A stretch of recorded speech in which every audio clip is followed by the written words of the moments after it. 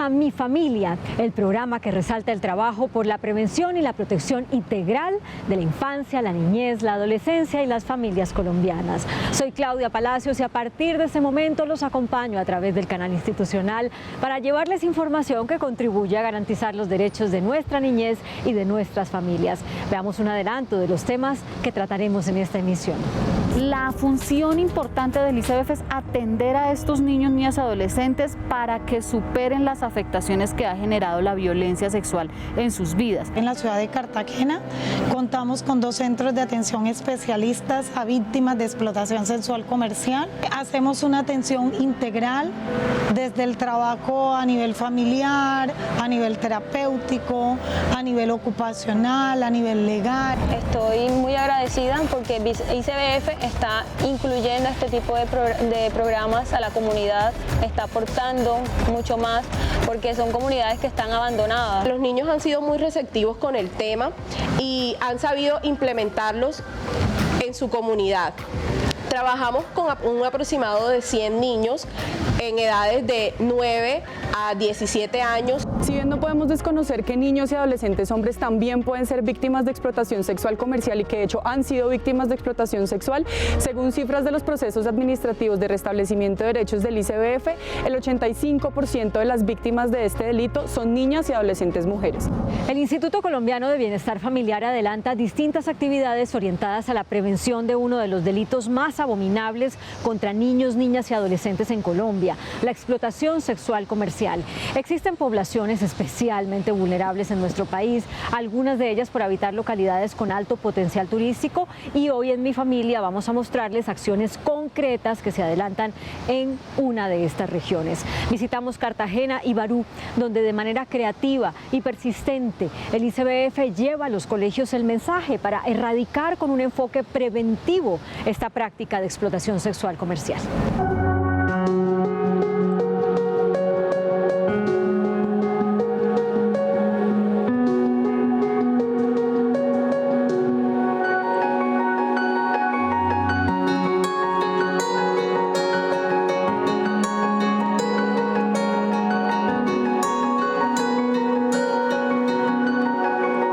Encontramos en el corregimiento de Barú. Barú es un corregimiento que queda cerca de Cartagena. Por tierra puede llegar uno como en hora y 30 minutos, hora y 40, y por agua 40 minutos, 45 minutos aproximadamente.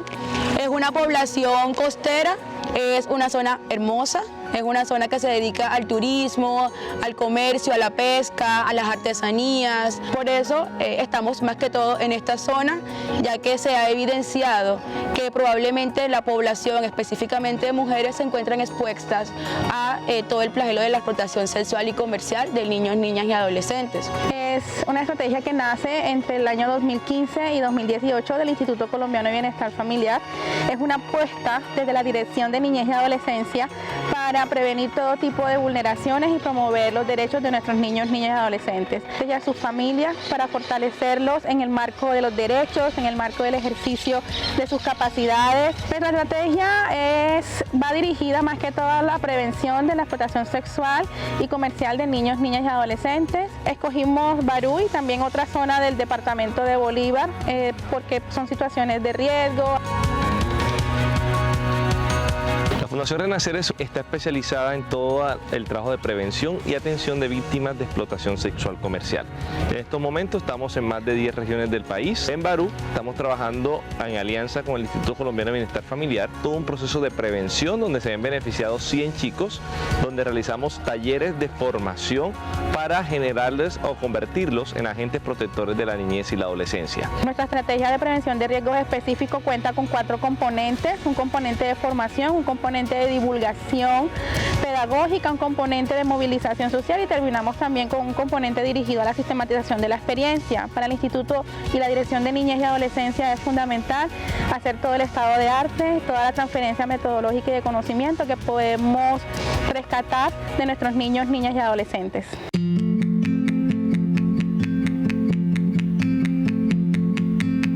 En Barú contamos con un equipo de 2 personas psicosociales y una facilitadora, quienes a partir de unos procesos lúdicos y unos procesos de prevención realizan toda una formación a estudiantes, a profesores, a líderes comunitarios y a padres de familia con el fin de convertirlos en agentes protectores para la niñez y la adolescencia. Nosotros trabajamos con los niños un aproximado de 40 talleres. La idea principal de los talleres es fortalecer las capacidades y conocimientos de los niños frente a la EXNA. Explotación sexual comercial de niños, niñas y adolescentes. Además de eso, les enseñamos cuáles son sus derechos humanos, sus derechos sexuales y reproductivos, todo lo que tiene que ver con temas de sexo, sexualidad, y ellos también puedan identificar en qué momento se encuentran en riesgo. Cuando nosotros llegamos a la institución educativa, nuestra compañera se instala en la parte de lo que es la biblioteca, que es donde ella ejecuta todos los talleres con los chicos. Ha sido de vital importancia la participación del cuerpo docente y de la directora, que fue ella quien solicitó inicialmente toda la parte del programa. Ella fue quien se contactó directamente con ICBF. Mi compañera y yo, que somos las 2 psicosociales, en las mañanas estamos haciendo toda la parte de visitas domiciliarias. La institución educativa nos ha prestado unas bicicletas. Con estas bicicletas nosotras podemos recorrer gran parte de la población y abarcar mayores visitas. A los papitos, la gran mayoría, hacen parte de nuestros talleres. Ellos evalúan cómo se está llevando a cabo este proceso. Ellos deciden participar de manera muy voluntaria, muy activa, muy prestos. Me parece fantástico que de pronto se vincule a la niñez desde sus albores sobre el conocimiento y la educación sobre lo que es la violencia sexual, y que instituciones del Estado y no gubernamentales también se vinculen con esta situación y este flagelo que día a día afecta a nuestros niños. Y que ustedes lleguen acá a fortalecer este conocimiento de que los niños emprendan tantas situaciones, que entiendan cuáles son sus derechos fundamentales, es para nosotros muy importante. Estos talleres contribuyen con mis hijos para cuando ellos estén grandes o en un futuro, ellos no se vean vulnerables a estas cosas que están pasando, que se dan muy a menudo. Ya ellos tienen como un aprendizaje o una percepción de eso.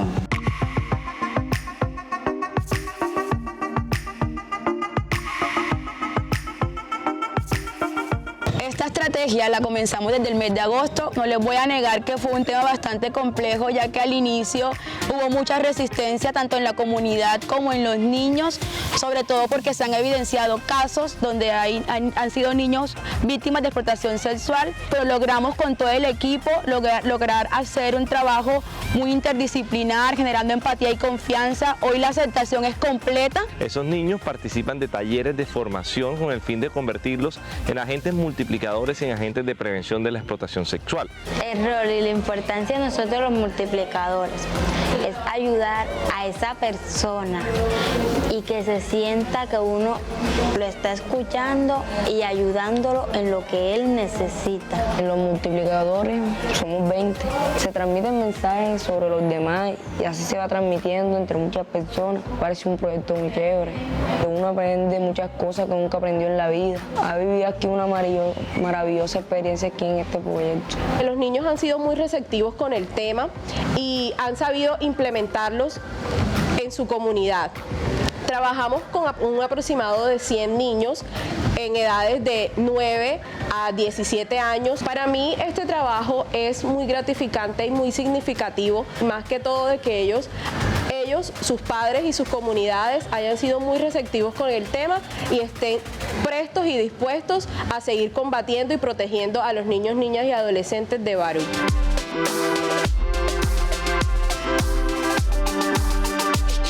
Como profesional que vive aquí mismo en el corregimiento, estoy muy contenta. Estoy muy agradecida porque ICBF está incluyendo este tipo de programas a la comunidad, está aportando mucho más porque son comunidades que están abandonadas, son comunidades a las que nadie llega, mientras que este programa ha continuado, los chicos creen en él, participan y están realmente cambiando sus vidas. Vivimos en la isla de Barú. En estos talleres aprendemos muchas cosas como no vender nuestros cuerpos, cuidarnos como mujeres y niñas que somos de los turistas que vienen aquí.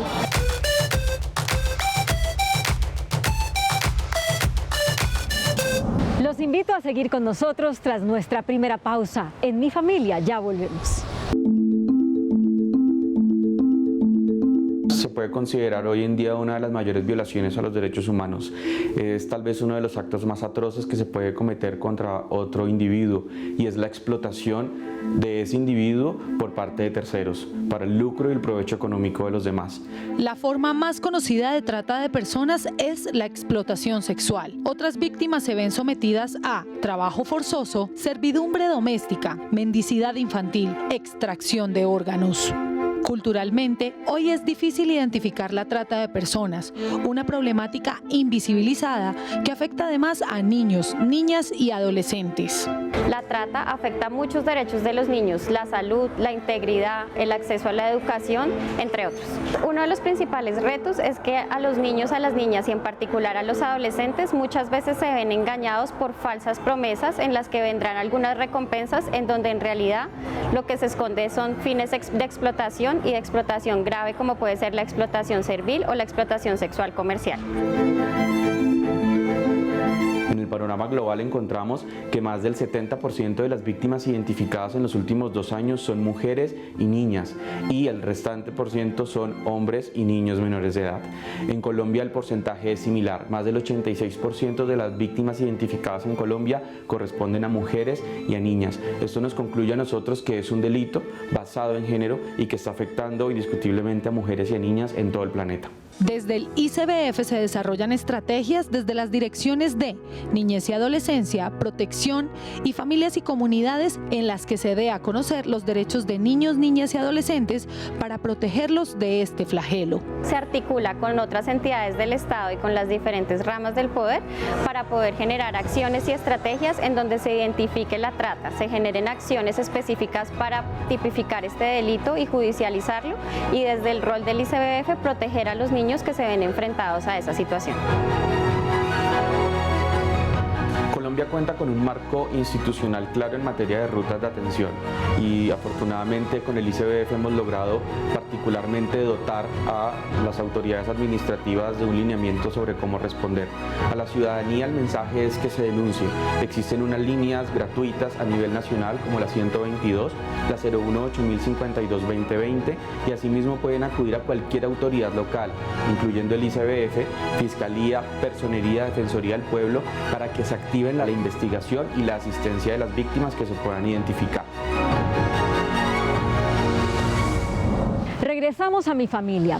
Tras mostrarles la historia sobre el trabajo que se adelanta para la prevención de la explotación sexual comercial, vamos a contarles sobre el acompañamiento que el ICBF realiza a menores de edad rescatadas tras haber sido víctimas de este delito. En Cartagena también visitamos uno de los lugares donde se brinda refugio y se inician los procesos de restablecimiento de derechos. La explotación sexual de niños, niñas y adolescentes se considera una violación a los derechos fundamentales, donde las víctimas son tratadas como mercancía o como un objeto sexual. Este delito se considera una de las peores formas de trabajo infantil en el mundo. La función importante del ICBF es atender a estos niños, niñas y adolescentes para que superen las afectaciones que ha generado la violencia sexual en sus vidas. Este es un trabajo no solo a cargo del Instituto Colombiano de Bienestar Familiar, sino también tienen que ver otros sectores como el sector salud. En la actualidad, el ICBF atiende a 243 niños, niñas y adolescentes en los diferentes internados del país. El Instituto Colombiano de Bienestar Familiar cuenta actualmente con 6 operadores que se encargan de atender a los niños, las niñas y adolescentes víctimas de violencia sexual en 7 regionales del país. Antioquia, Quindío, Risaralda, Tolima, Valle, Bolívar, Guajira. En la ciudad de Cartagena contamos con 2 centros de atención especialistas a víctimas de explotación sexual comercial. Hacemos una atención integral desde el trabajo a nivel familiar, a nivel terapéutico, a nivel ocupacional, a nivel legal. Trabajamos también a nivel de formación para la vida. Contamos con el apoyo apoyo del Instituto Colombiano de Bienestar Familiar. En la modalidad de internado, funciona las 24 horas de domingo a domingo. Estos niños y niñas están todo el tiempo bajo protección del ICBF. Los niños, las niñas y adolescentes son atendidos por profesionales con experiencia en la atención de la violencia sexual. Estos profesionales son del área de psicología, trabajo social, pedagogos, educadores. Contamos con un equipo interdisciplinario que los ayudan a que todas esas situaciones a nivel personal sean resueltas en sus vidas. Entonces cada uno de nosotros hacemos un plan de intervención que ayude al proceso de restablecimiento de derecho. Este proceso de atención está orientado por varios ejes de profundización que se deben desarrollar en estos centros de atención. La superación de la culpa, el trauma, comprender y escuchar los silencios, los olvidos, el cuerpo, tanto en sus afectaciones físicas como las de la salud mental. El Instituto Colombiano de Bienestar Familiar cuenta con la línea 141, donde todos los colombianos y colombianas pueden denunciar cualquier hecho de indicio de violencia sexual en contra de los niños, las niñas y adolescentes. Aquí también hacemos un llamado a padres, madres, a cuidadores, a creer en los niños, a que ante cualquier situación que ellos reporten deben activar inmediatamente la ruta a través de esta línea.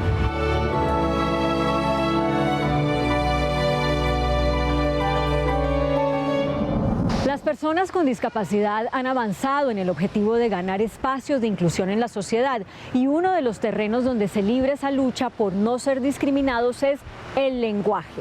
Hoy en Mi Familia vamos a contarles cómo emplear este recurso de manera inclusiva y respetuosa de los derechos de niños, niñas y adolescentes y en general de cualquier persona que tenga algún tipo de discapacidad. El lenguaje incluyente es uno de los elementos que nos permite interactuar con el otro, comprenderle desde su diferencia, generar procesos de inclusión, pero asimismo de segregación y discriminación. Dentro del lenguaje, no solamente verbal, sino corporal, que el otro tenga percepción frente a yo cómo lo veo y cómo lo reconozco. En ese sentido, si mi lenguaje es incluyente, es adecuado, esa otra persona puede sentirse incluida, respetada, escuchada, valorada. El lenguaje que utilizamos para comunicarnos con las personas con discapacidad debe ser el adecuado, teniendo en cuenta que es una condición diversa del ser humano. Si, por ejemplo, yo me referencio siempre desde su discapacidad, siempre desde lo que no puede hacer, siempre desde la deficiencia, le estoy enmarcando, estoy dejando de lado a la persona, al sujeto. Estas son algunas de las recomendaciones para referirnos a las personas con discapacidad. Hablamos de discapacidad, no hablamos de necesidades educativas especiales o no hablamos de dificultades de diagnósticos o de enfermedad, hablamos de discapacidad. Estas dos palabras, inválido y minusválido, dentro de lo que subyace al origen de estas palabras, una, inválido, era el origen de lo que se le quitaba validez a una persona. Es decir, si yo le llamo inválido, le estoy diciendo que no tiene valor. Si digo minusválido, le estoy restando valor a esa persona. Se reconoce entonces que no es una enfermedad, por eso no hablamos de que es una persona enferma. Reconocemos que es una condición diversa del ser humano, por eso hablamos de persona en condición de discapacidad o persona con discapacidad. Referirse que esa persona está loca o tiene demencia. Lo correcto sería para el primer caso decir persona, niño, niña con discapacidad intelectual o niño, niña o persona con discapacidad mental psicosocial. Siempre el adjetivo antes de la condición será persona. En ese sentido, lo correcto también podría decir persona con discapacidad auditiva, persona sorda. Primero la persona, el sujeto, antes de su condición diversa. Las mayores barreras para relacionarnos con las personas con discapacidad son los imaginarios sociales que se han construido y fortalecido, lo que nos lleva a tener miedos y resistencia en la interacción, pensando que las personas con discapacidad deben estar en espacios aislados. Reflexionar en torno a que las barreras, la más grande siempre será la actitudinal, y es la forma de cómo yo veo al otro, de cómo yo defino la discapacidad. Entonces la invitación es ver la discapacidad como otra condición diversa del ser humano. así como el color de piel, así como la orientación sexual. Son condiciones que hacen parte del ser humano y que precisamente hacen parte de la diversidad de la humanidad. Vamos a una pausa en nuestro programa de hoy. Los espero en minutos de regreso en Mi Familia. ¿Todas las víctimas de explotación sexual son mujeres? Esto es verdadero. Si bien no podemos desconocer que niños y adolescentes hombres también pueden ser víctimas de explotación sexual comercial y que de hecho han sido víctimas de explotación sexual, según cifras de los procesos administrativos de restablecimiento de derechos del ICBF, el 85% de las víctimas de este delito son niñas y adolescentes mujeres. ¿Todas las víctimas de explotación se encuentran encerradas? Es falso. No, la explotación sexual funciona de manera diferente, ¿sí? Tiene unas dinámicas complejas. Hay contextos donde se puede desarrollar, donde no necesariamente están encerradas. Contextos carreteables. Explotación sexual que ocurre en carreteras y autopistas de nuestro país. Contextos digitales. Explotación sexual que ocurre desde la casa o colegio. A través de dispositivos tecnológicos y por medio de redes sociales envían fotos, videos con contenido sexual. ¿Los tratantes son únicamente hombres? Esto es verdadero. Las cifras de medicina legal en 2018 nos dan que todas las personas condenadas por el delito de violencia sexual, que son un 95%, fueron hombres. ¿Niños, niñas o adolescentes se prostituyen o tienen sexo porque les gusta? Completamente falso. Si nosotros hablamos de prostitución infantil, estamos trasladando la responsabilidad sobre la víctima y la responsabilidad es de los demandantes y de los explotadores sexuales. También estaríamos naturalizando este tipo de problemática. ¿Las víctimas de explotación sexual carecen de educación? Esto es falso. Las víctimas de explotación sexual comercial no tienen un perfil específico. Estas no tienen distinción de sexo, de género, de orientación sexual, no importa si tienen o no discapacidad o una pertenencia étnica en específica. ¿Los tratantes son personas que no conocemos? Falso. Los tratantes y explotadores sexuales por lo general son personas conocidas, cercanas a nuestra familia, que viven en nuestros barrios, a los cuales les hemos dado confianza.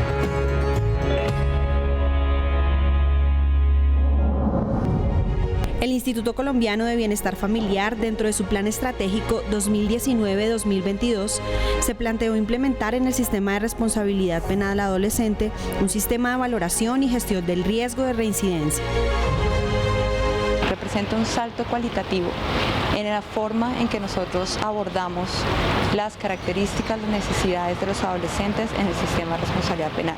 El ICBF, interesado en aprender de las experiencias exitosas en otros países, desarrolló un seminario internacional sobre valoración y gestión del riesgo de reincidencia delictiva.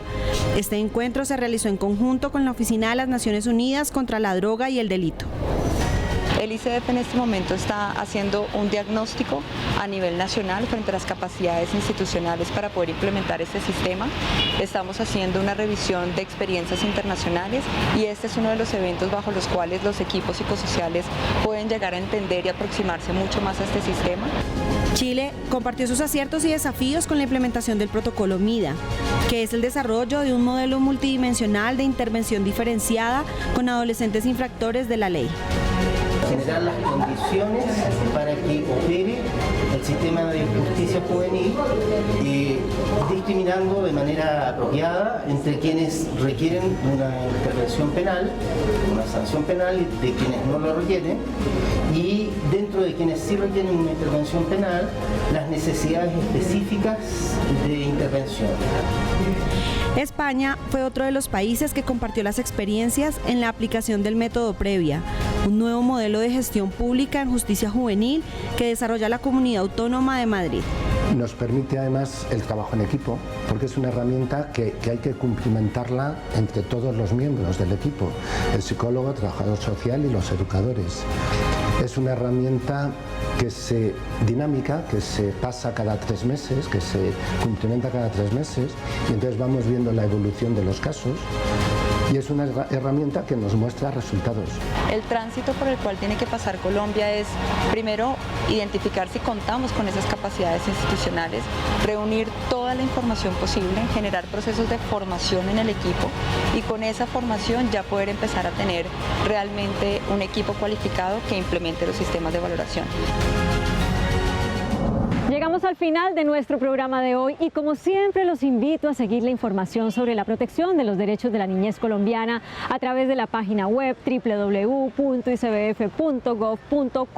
y en nuestras redes sociales. Estamos en Twitter, en Facebook, en Instagram. Recuerden que el ICBF tiene una línea gratuita nacional para denuncia, emergencia y orientación. La línea es la 141. Está disponible las 24 horas para la protección de niñas, niños y adolescentes en el territorio colombiano. Antes del final, queremos desearles un feliz año 2020 en el que la promoción de los derechos de la infancia siga ocupando un lugar central en nuestra vida cotidiana. Hasta pronto.